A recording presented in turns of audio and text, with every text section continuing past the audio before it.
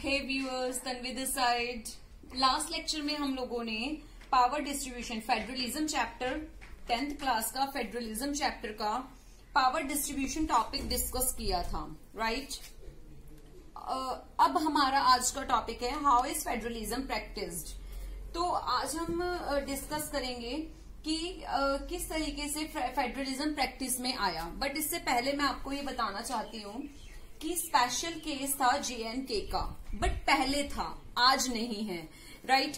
तो मैं इसमें आपको ये डिस्कस करना चाहती हूँ कि जो JNK था इसका अपना एक कॉन्स्टिट्यूशन था और यहाँ पर जो अदर इंडियंस थे वो यहाँ पर लैंड ऑन नहीं कर सकते थे, यहाँ हम रह नहीं सकते थे। जो इंडियन कॉन्स्टिट्यूशन था वो हमारा यहाँ पर उसके रूल्स जो थे वो फॉलो नहीं होते थे। यहाँ का अपना एक अलग फ्लैग था। तो बहुत सारी ऐसी चीजें थी जो JNK की डिफरेंट थी। बट अब क्या हुआ, जब से 2019 से जब से 370 धारा हटी है तब से क्या हुआ है कि JNK को जो एक स्पेशल केस था, स्पेशल स्टेट थी, उसका जो दर्जा दिया जाता था वो हटा दिया है। अब वो JNK भी अदर स्टेट के जैसे ही काउंट होता है। अब वहां पर भी सेम हमारे इंडियन कॉन्स्टिट्यूशन फॉलो होता है। वहां पर हम लोग अपनी लैंड ले सकते हैं, वहां हम रह सकते हैं, अपना बिजनेस स्टार्ट कर सकते हैं। तो बहुत सारी ऐसी चीजें हैं जो बहुत अच्छी हुई है, जो 370 धारा हटी है, राइट? अब क्या एक नेक्स्ट पॉइंट मैंने आपको यूटीज के बारे में बताना था। जो यूटीज हैं, यूटीज जो थी पहले 7 यूटीज हुआ करती थी, बट 2019 से 2 यूटीज और ऐड हो गई हैं जिसमें JNK और लद्दाख इंक्लूड होता है, राइट? तो मैं आपको ये बताना चाहती हूँ कि यूटीज क्या होती हैं, जिसे हम यूनियन टेरिटरी बोलते हैं। यूटीज में क्या होता है कि जो यूटीज जो थी ये कुछ इस तरीके की थी कि ना तो ये इतनी स्मॉल थी कि इन्हें स्टेट के अंदर मर्ज कर दिया जाए, और ना ही ये इतनी बड़ी थी कि इनको एक स्टेट का दर्जा दे दिया जाए। सो इनको क्या किया गया, यूटीज बना दिया गया, तो यूनियन टेरिटरीज बना दिया गया जिन्हें। और आज जो यूटीज होती हैं इन पे गवर्न कौन करती है, सेंट्रल गवर्नमेंट करती है। तो ये था यूटीज और JNK के बारे में। नेक्स्ट हम लोग रीड कर रहे हैं हाउ इज फेडरलिज्म प्रैक्टिस्ड। किस तरीके से फेडरलिज्म जो था वो प्रैक्टिस में आया। तो फर्स्ट पॉइंट है constitution provisions are necessary for the success for the federalism but these are not sufficient. Federalism के लिए के सक्सेस के लिए जो प्रोविजंस थे ये जरूरी तो थे बट सफिशिएंट नहीं थे। Second point, nature of democratic politics is the key for the success of federalism in India, right? इसमें क्या था कि जो हमारे इंडिया का जो डेमोक्रेटिक पॉलिटिक्स का जो नेचर था ये इतना सही था, जिस वजह से फेडरलिज्म इंडिया के अंदर फेडरलिज्म की सक्सेस का कारण भी बनी ये बात कि डेमोक्रेटिक राष्ट्र था। अगर सपोज करें कि अगर डेमोक्रेटिक नहीं होता, नॉन डेमोक्रेटिक होता, तो फेडरलिज्म के जो प्रिंसिपल्स थे वो इसमें काउंट नहीं होते। अब बात आती है चैलेंजेस क्या फेस किए गए इंडियन पॉलिटिक्स में। क्या आपको लगता है कि सब चीजें बहुत इजीली हो गई? ऐसा नहीं होता।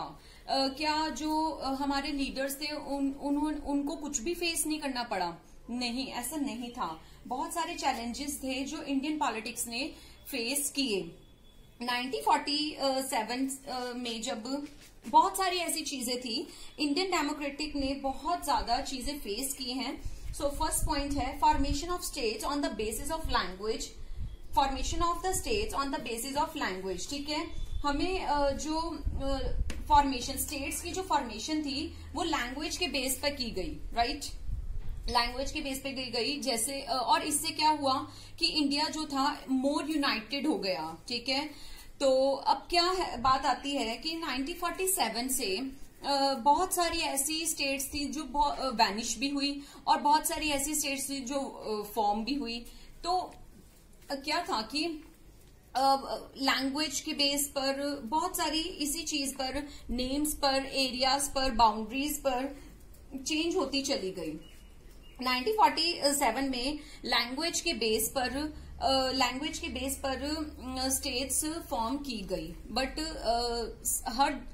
हर एक एरिया लैंग्वेज के बेस पर भी फॉर्म नहीं किया जा सकता था।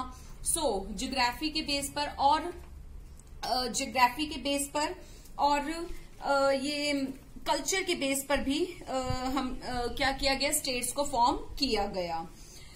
एग्जाम्पल है आपके पास झारखंड और उत्तराखंड का। तो इस तरीके से हमारी कंट्री के जो लीडर्स थे उन्होंने जो स्टेट्स थी वो फॉर्म की, और हमें हमारी कंट्री के लीडर्स को ये डर भी था कि इस तरीके से कंट्री डिसइंटीग्रेट ना हो जाए।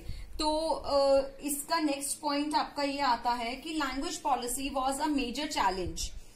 Hindi was made the official language, right.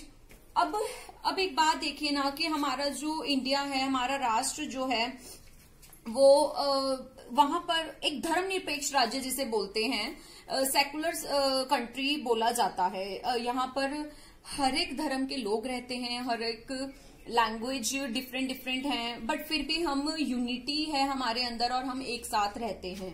तो यही चीज है कि language policy was a major challenge.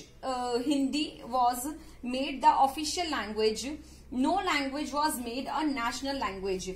Hindi को ऑफिशियल लैंग्वेज का करार तो दिया गया, बट नेशनल लैंग्वेज नहीं, कॉन्स्टिट्यूशन के अंदर नेशनल लैंग्वेज नहीं कहा गया। कॉन्स्टिट्यूशन में 21 अदर लैंग्वेज भी रिकॉग्नाइज की गई। इन 21 अदर लैंग्वेजेस को आप क्या बोलेंगे? इन लैंग्वेजेस को ये लैंग्वेजेस हमारी शेड्यूल लैंग्वेज बोलेंगे इसको, ये शेड्यूल लैंग्वेज बनी, राइट। हिंदी को ऑफिशियली बोला गया, बट हर एक स्टेट की अपनी अलग लैंग्वेज है, राइट। जैसे पंजाब की जो लैंग्वेज है वो पंजाबी है, ठीक है। तमिलनाडु की तमिलियंस हैं, मतलब तमिल लैंग्वेज बोला जाता है। तो इस तरीके से महाराष्ट्र की मराठी है। तो इस तरीके से हिंदी को ऑफिशियल लैंग्वेज तो बोला गया, बट कॉन्स्टिट्यूशन के अंदर इसको नेशनल लैंग्वेज का करार नहीं दिया गया। 21 अदर लैंग्वेज को भी प्रेफरेंस दी गई। तो मैं इसके माध्यम से, इसके अकॉर्डिंग मैं ये बताना चाहती हूँ कि जैसे श्रीलंका में पावर को डिस्ट्रीब्यूट नहीं किया गया था, फर्स्ट चैप्टर में पावर शेयरिंग के अंदर श्रीलंका में पावर को डिस्ट्रीब्यूट नहीं किया गया था। वहां पे लैंग्वेज को, अलग लैंग्वेज को, एक ही लैंग्वेज को प्रेफरेंस दी गई थी। इंडिया में ऐसा नहीं किया। तो इंडिया में यही बहुत सारे चैलेंजेस थे जो फेस किए हमारे इंडियन लीडर्स ने। आज के लिए इतना ही। मेरे चैनल को प्लीज लाइक करें, सब्सक्राइब करें, शेयर करें और अपने व्यूज, अपने कमेंट्स मुझे बताते रहें। आपको क्या अच्छा लग रहा है और क्या नहीं अच्छा लग रहा। Thank you.